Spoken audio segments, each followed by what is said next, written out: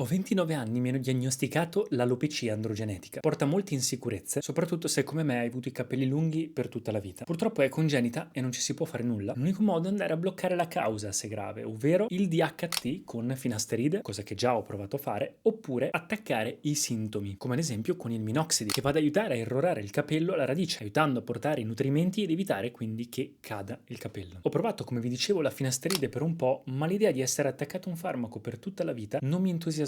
Quindi ho preferito prendere ed andare a sentire altri pareri, quindi non sentire solo un dermatologo, un tricologo, ma sentirne di più. E una dottoressa in particolare mi ha detto, dopo avermi analizzato, che secondo lei, come per la maggior parte delle persone, anche se non si pensa così, basta una buona cura, perché si pensa che l'alopecia androgenetica sia l'unica causa della caduta dei capelli, e quando iniziano a cadere le persone si allarmano e o non fanno niente o iniziano con cure mediche pesanti subito. Ma non è detto che sia quello e non è detto che sia solamente quello. C'è chi ha una forte predisposizione genetica, ma è una percentuale bassa. La maggior parte della popolazione sta nel mezzo, come me. Quindi nel mio caso, secondo anche consiglio di questa dottoressa e anche informandomi online e studiando un po' il mondo della longevità, ho provato con massaggi alla cute, con prodotti naturali e una routine sana e a gestire lo stress, e dopo qualche mese sono tornato per il controllo e non avevo più segni di alopecia. Da quel giorno, continuando a studiare, ho cercato una routine perfetta sia per me stesso ma anche per poter aiutare in futuro magari anche delle persone in una situazione simile alla mia, o almeno a migliorare anche di un po' la situazione. Ma ricordatevi, se avete sintomi gravi o avete già iniziato a perdere i capelli, avete in famiglia situazioni già gravi, soprattutto parenti stretti, vi consiglio di andare a sentire un parere medico, perché ognuno ha una situazione diversa. Quindi nel mio caso è più una cura del capello e una prevenzione per la caduta, soprattutto non dettata da fattori genetici, che come vi ho detto non sono per la maggior parte delle persone la causa principale per cui cadono i capelli. E anche se avete una forte predisposizione, comunque può aiutarvi a migliorare sicuramente la situazione. La mia routine prevede l'utilizzo di peptidi, brevi catene di amminoacidi che fungono da messaggeri cellulari molto studiati ed efficaci nell'ambito della longevità. Alla mattina, come prima cosa, durante la mia skincare utilizzo già dei peptidi per la skincare. Ho fatto un video della skincare la settimana scorsa, se volete dargli un'occhiata ve lo lascio in descrizione. Applico quel copper peptide, quindi il peptide GHKCU all'1% o fino al 3%, proprio 2 gocce sulle parti più sensibili, quindi questa zona è l'attaccatura dei capelli, le tempie eccetera. Perché? Perché stimola la microcircolazione, allunga la fase anagen, quella di crescita del capello, e riduce l'infiammazione del follicolo. Alla sera invece utilizzo un siero specifico peptidico per i capelli, anzi per la densità capillare in realtà. Ad esempio c'è questo qua sempre di The Ordinary, che non sono assolutamente sponsorizzati, ma sono secondo me tra quelli più completi da un rapporto qualità-prezzo, perché aiutano a stimolare le cellule staminali del follicolo. Se ce l'avete, utilizzate la Red Light Therapy, che va molto d'accordo con il GHKCU. La luce rossa aumenta la produzione di ATP nei mitocondri follicolari, migliorando l'apporto cellulare di ossigeno e nutrimento. Nella maggior parte dei casi spesso è una mancata irrorazione del sangue verso il bulbo pilifero che porta all'indebolimento del capello fino a che non si spezza o cade. Se non avete la Red Light Therapy, utilizzate semplicemente le mani e massaggiate per bene 3-5 minuti mentre dopo aver applicato il siero. Poi c'è la parte della routine doccia. Io la faccio 2 volte a settimana per i capelli. Si parte prima della doccia con un siero sempre anticaduta, un siero naturale. Nel mio caso utilizzo semplicemente un siero all-in-one, ne sto testando di vari, possono contenere tutti quegli ingredienti che sono energizzanti: l'olio di rosmarino, la caffeina,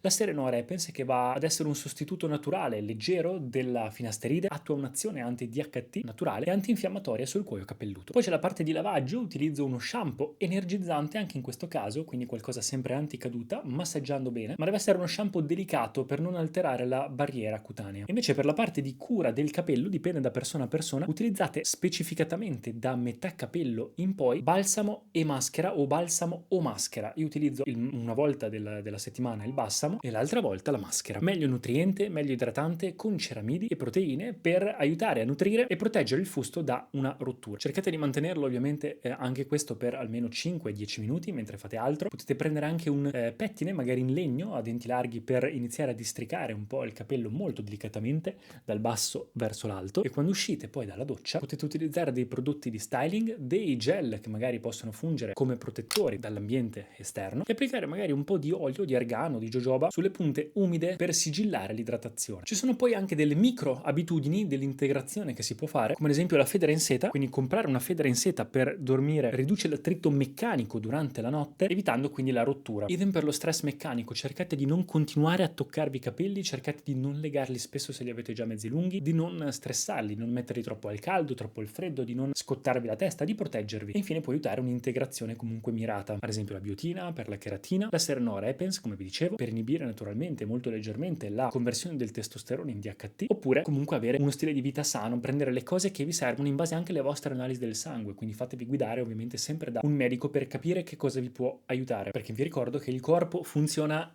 come una macchina unica, quindi nel momento in cui avete meno stress, come ad esempio la meditazione, avete un protocollo di longevità come quelli che vi mostro già sul mio profilo che ho mostrato recentemente, quindi vi prendete cura del corpo a 360 gradi con una buona dieta, mangiando bene, bevendo abbastanza, evitando cavolate, zuccheri, alcol, fumo, proteggendovi dal sole, dagli agenti esterni e facendo un buon allenamento e dormendo ovviamente nel modo corretto, dormendo bene, sono tutte cose che possono portare a una salute generale e aiutare anche ovviamente il capello. Come ho detto all'inizio del video, se avete una situazione già particolare o una situazione in cui avete già iniziato a perdere capelli o in ogni caso se siete mentalmente in ansia per questa cosa, per favore andate a sentire un parere medico, se non più pareri medici, come ho fatto io, perché ogni situazione è a sé, ma questa è un'ottima base da cui partire. Fatemi sapere se volete che vi porti altre routine di longevità, i miei protocolli e le cose che testo. Io continuo ovviamente a testare, studiare, imparare e a farvi vedere quello che porto e noi ci vediamo al prossimo video. Ciao ragazzi!